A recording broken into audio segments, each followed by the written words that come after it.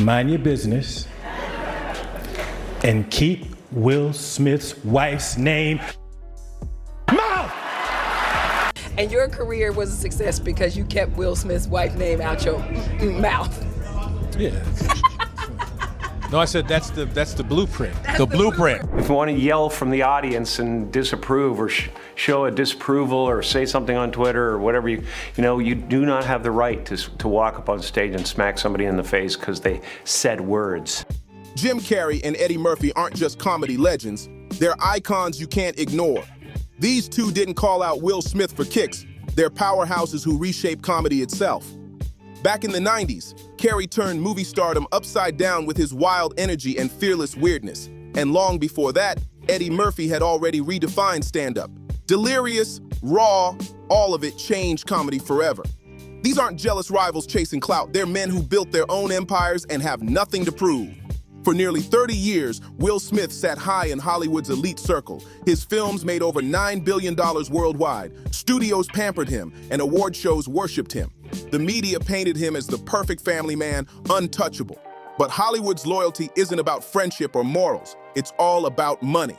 As long as Will kept the cash flowing, nobody dared question his behavior, his marriage, or the strange buzz around his family. Then came the Oscars, the night everything shattered. That standing ovation after Will Smith slapped Chris Rock exposed the truth loud and clear. The industry cared more about profit than principles, cheering on his outburst because he was too valuable to condemn. Jim Carrey spoke what everyone was secretly thinking. He was disgusted by what he saw. For years, Hollywood built an invisible shield around Will. Whenever rumors spread or strange stories popped up, the industry stayed silent. Why? Because his success was their paycheck. Carrey didn't hold back when he called Hollywood spineless. That applause wasn't support, it was a business move. It screamed, do whatever you want, just keep the money coming. But live TV doesn't lie, and once that moment hit the screen, there was no undoing it. That's when the mask slipped, the corruption was out in the open. Jim Carrey didn't just bash Hollywood's fake applause, he went deeper, breaking down what was really going on inside Will Smith's head. In his classic thoughtful style, Carrey said it wasn't about defending Jada. It was raw, ego-fueled frustration. I was sickened. I was sickened by the standing ovation. I felt like Hollywood is just spineless, en masse. And it really felt like, oh, this is a really clear indication that we're not the cool club anymore. He explained how Will had built this perfect image for decades, an avatar, as Carrey called it. A fake version of himself that craved constant validation. When Chris Rock cracked that joke, it didn't hit Will the man, it hit Will the image. And instead of brushing it off, he snapped, trying to protect the illusion he'd spent 30 years creating, even if it meant slapping someone on live TV. While Carrey was dissecting the psychology, Eddie Murphy was making his own bold move at the 81st Golden Globes. As he accepted the Cecil B. DeMille Award, the ultimate lifetime honor, he dropped a moment nobody saw coming. It might have been the coldest punchline in awards show history, and it landed hard. This wasn't just a joke, it was a sharp, deliberate jab at Will Smith.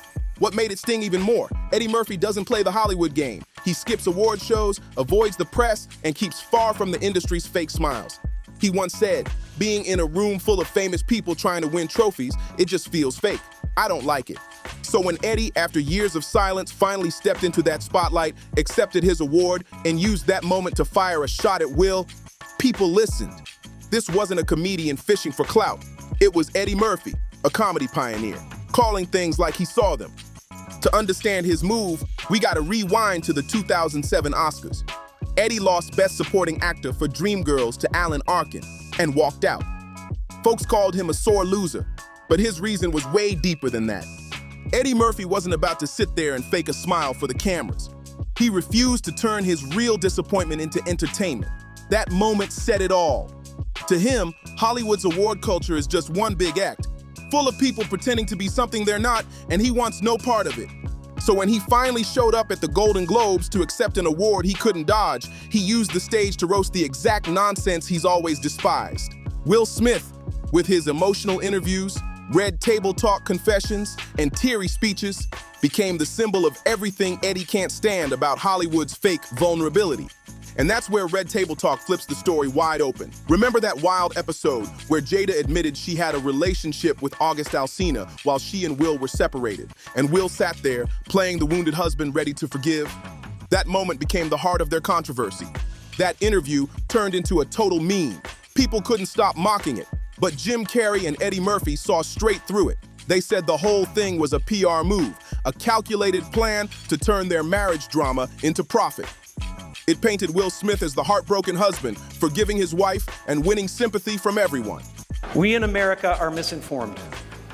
Reality shows have warped our idea of what a hero is, or what the truth is. By crying on camera and playing the forgiving hero, Will took control of the story. Suddenly, all those odd rumors about his personal life vanished under the noise of that interview. That's exactly what Carrey meant when he said Will built a fake image, one that always keeps him looking like the good guy. And now that Carrey and Murphy have cracked that perfect facade, the internet's buzzing again. People are finally asking questions no one dared to before, and what's coming next might just shake things up even more. It all starts with Will Smith's former assistant, brother Bilal, who claims he once walked in on something shocking between Will and Dwayne Martin in a hotel room. Sounds wild, right? But here's the thing. Hollywood assistants see everything. They're in the houses, the cars, behind the scenes when nobody else is around, and sometimes when they leave, secrets start to spill. These stories keep resurfacing, not just out of thin air. There's always a hint of truth somewhere. Singer Jaguar Wright even said Will and Jada were into strange home rituals, and that a young man who came to them for mentorship left completely shaken. That's a serious claim. And she's not just anyone. She's been known to expose Hollywood power players before. I'm not saying this out of bias, but when legends like Jim Carrey and Eddie Murphy start talking, suddenly the old rumors rise again, like the one from Alexis Arquette. Before she passed, she made a bold claim about Will Smith's first marriage. Will Smith's first marriage to Sherry Zampino ended fast in the early 90s, but according to Alexis Arquette, the real reason was explosive. She claimed Sherry caught Will in a compromising situation with his manager, Benny Medina. Back then, Hollywood kept its secrets locked tight, and for a star whose image was built on being the perfect family man, a rumor like that could destroy everything. But the red flags go back even further, all the way to the Fresh Prince of Bel-Air set in 1993. Janet Hubert, the original Aunt Vivian, suddenly vanished after 3 seasons, replaced without warning. The story everyone heard, that she was difficult and wanted to outshine Will, the typical Hollywood label slapped on outspoken women. But Janet told a different story. She said it was about money. She wanted fair pay, and when she refused a bad deal, the industry turned on her. Even worse, Will didn't stand by her. He helped paint her as the villain. That moment might have been the first real glimpse of the man behind the Hollywood smile. During the Fresh Prince reunion, Janet finally told her truth, sitting right beside Will Smith. They're trying to be reflective of, people in society. The stereotype, especially some stereotype successful, that's gone. I ain't seen no stereotypical that was successful since the 70s. Fast forward to 2012, while filming Men in Black 3 in New York, Will pulled another bold move. Even though he already had a luxury apartment, he demanded production rent him a massive double-decker trailer, worth $2 million. It was basically a mansion on wheels, complete with a gym parked right in the middle of Soho. It blocked traffic, disturbed residents, and filled the streets with noise and fumes. But when people complained, Will refused to move it. Think about that. A multi-millionaire who could have stayed anywhere in the city but chose to inconvenience an entire neighborhood just because he could. That's not confidence, that's entitlement. It's the kind of attitude that grows when someone's been shielded for decades, treated like the rules don't apply. And that same arrogance showed up after the Oscar slap. Jim Carrey pointed out that Chris Rock could have pressed charges, and legally, Will would have been in serious trouble. What Will Smith did that night was straight-up assault, caught on live TV and witnessed by millions. But Chris Rock chose not to press charges, avoiding the chaos and stress that come with a high-profile legal battle. For a celebrity, that kind of spotlight turns into a nightmare of trolls and non-stop drama. Jim Carrey, though, saw it differently. He said if it were him, he'd have filed a $200 million lawsuit, because that clip will live online forever, and the person who hit you should face real consequences. By letting it slide, it sent a quiet message. If you're rich enough, accountability doesn't apply. And beyond the scandal, there's a bigger problem. What this means for comedy itself. Legends like Chris Rock, Eddie Murphy, and Dave Chappelle built their careers on pushing limits. Comedy only works when audiences let comedians test the edge. But when someone can storm a stage and attack a performer over a joke, it threatens the whole art, and that should scare anyone who believes in free expression. Experts have been digging into Will Smith's mindset, and the breakdown is both fascinating and unsettling. After the Oscars chaos, Entourage creator Doug Ellen tweeted that Smith was a gaslighting narcissist who turned the whole night into a show about himself. It's a harsh label, but it fits. A gaslighter flips the story, playing the victim while controlling the narrative to protect their image. That's exactly what Jim Carrey was hinting at with his Avatar theory. Will spent decades crafting this flawless persona, the Fresh Prince, the devoted family man, the feel-good movie star.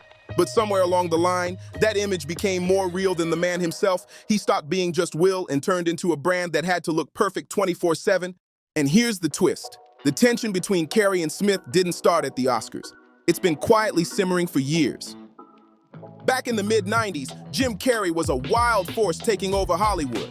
Ace Ventura blew up bigger than anyone expected, and then The Mask turned him into a full-blown phenomenon, pulling in over $350 million worldwide. Carrey was everywhere, cracking jokes, making faces, and living unapologetically as himself. At the same time, Will Smith was trying to jump from music and TV fame into movies. The Fresh Prince was a hit, but his film career hadn't taken off yet. And here's the twist. When The Mask was being cast, Will was reportedly considered for the lead role of Stanley Ipkiss.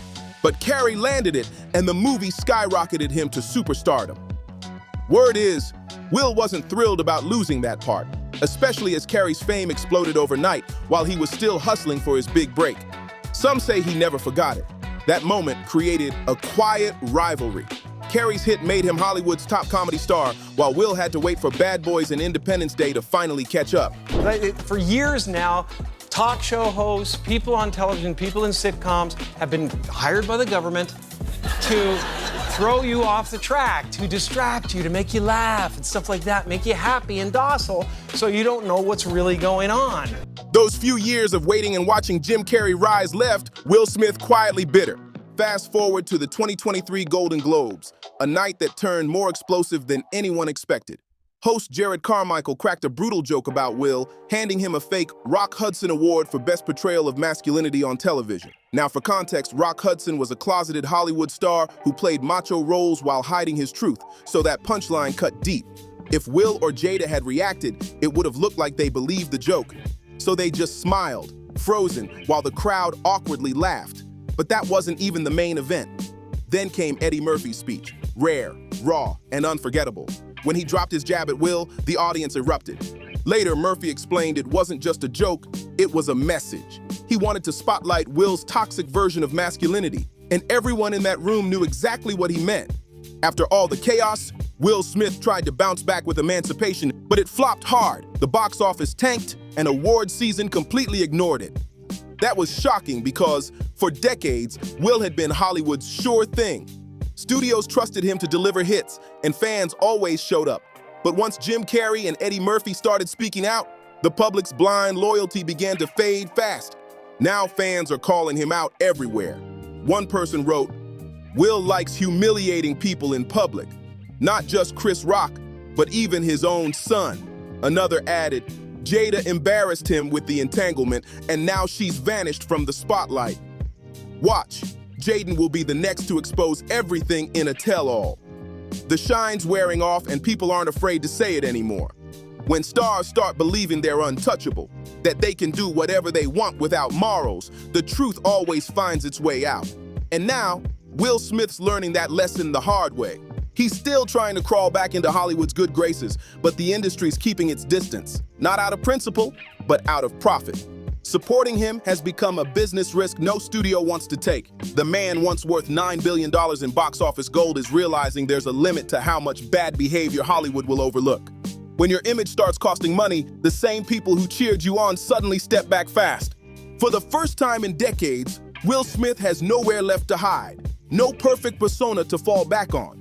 But what do you think? Is this the end of his untouchable era, or just another Hollywood comeback in the making? Drop your thoughts below, and don't forget to like, subscribe, share, and comment to keep the conversation going.